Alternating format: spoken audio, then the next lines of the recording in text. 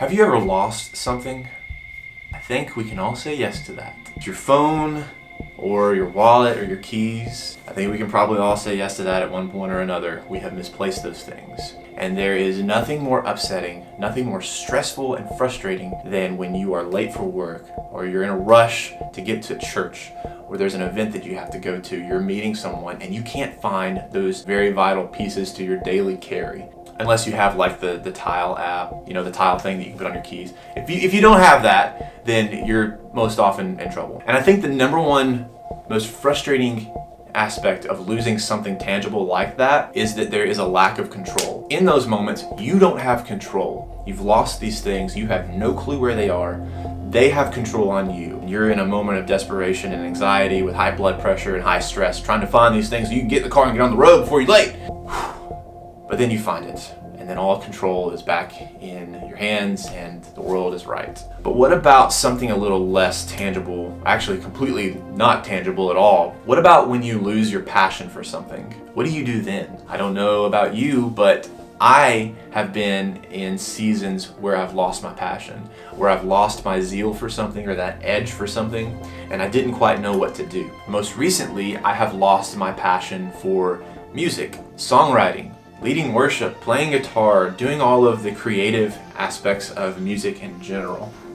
And I've recently rediscovered that passion, and I want to share with you how I did that.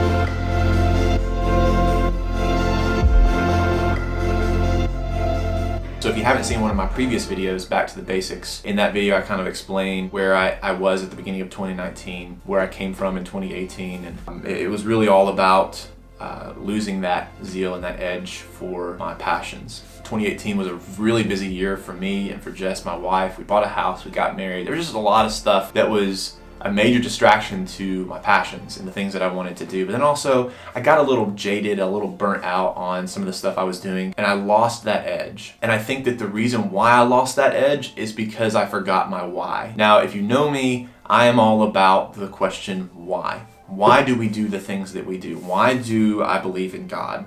Why do I work the job that I work? Why do I go to church? Why do I make these videos? Having that why, having that purpose is the foundation for doing the things that I do. The new year was beginning. I sat down with a close friend of mine and just poured out everything that I had been struggling with for the better part of a year. He reminded me that if you don't have that why, and I knew this, I'm all about the why, and it was just a friendly reminder. If you don't have that why, if you forget the reason why you came to Nashville in the first place, if you forget the reason why you write songs or you sit down and play guitar or whatever your passion and craft is, if you don't remember that why, it can be very easy to lose it. And of course, as a creative, you probably know there are the highs and the lows of your craft. There's times when things are good and times when things are rough and bad. And when you're in that valley, if you don't remember your why, if you don't remember the purpose, why you got into what you do in the first place, it's really easy to get distracted and sidetracked, put it on the back burner and set it aside and forget about it.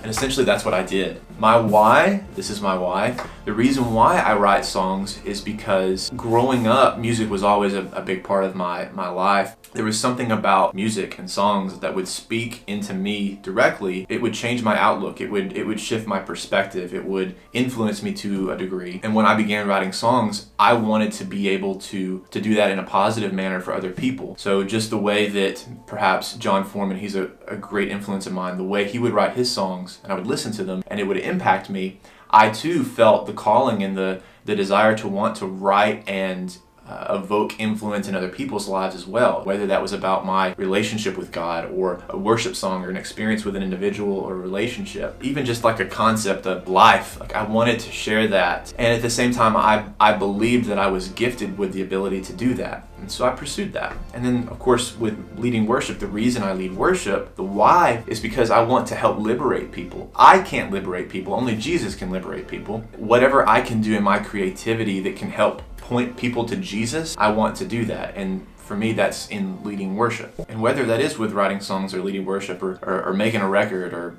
putting out a song, you know, whenever you forget about the why, it's really easy to get distracted to say, I'm not good at producing my own songs. The songs I write are not good. I'm not a good worship leader. It can be very distracting. Also, that you're kind of making it about you. I'm not this. I'm not that. And it's not about me. My why has nothing to do with me. I am just this vessel that uses this tool to point people to Jesus and to lift other people up and to encourage other people and equip and empower other people. That's my why. But when I come over here and I start being insecure about my craft or my passion, I'm making it about me, and it's not about me. That's what happened this past year in 2018. I lost my passion because I was making it about me. I was making it about how other people were affecting me, how my insecurities were affecting me, and therefore I just kind of got sidetracked and I put it on the back burner. But after that conversation with my friend, and he reminded me of that, you've got to remember your why. That no matter what happens, if you're a songwriter, if you're a worship leader, if you make music, if you make videos, if you're a photographer, if you're any kind of creative, if you're a doctor, if you're a lawyer,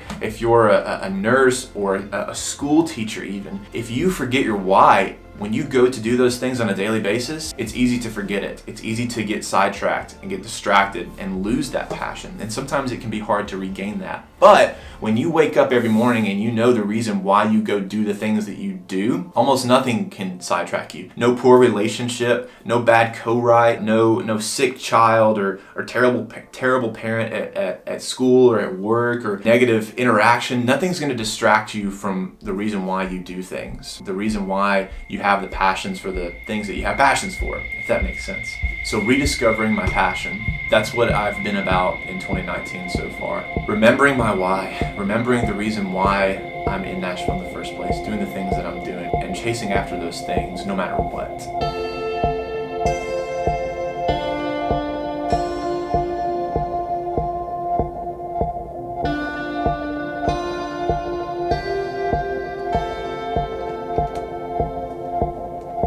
Understanding your why, being grounded in that is what keeps you moving forward day in and day out. And I'm really thankful for that friend that, you know, spoke that back into me. Wake up every day, think about that, and just grind. Do the things that you know you're supposed to be doing, no matter what. Yeah, that's why right now I've been holding on to the guitar for a while and playing it, and I've got my amp out and some pedals and my electric guitar here. These strings really need to be changed.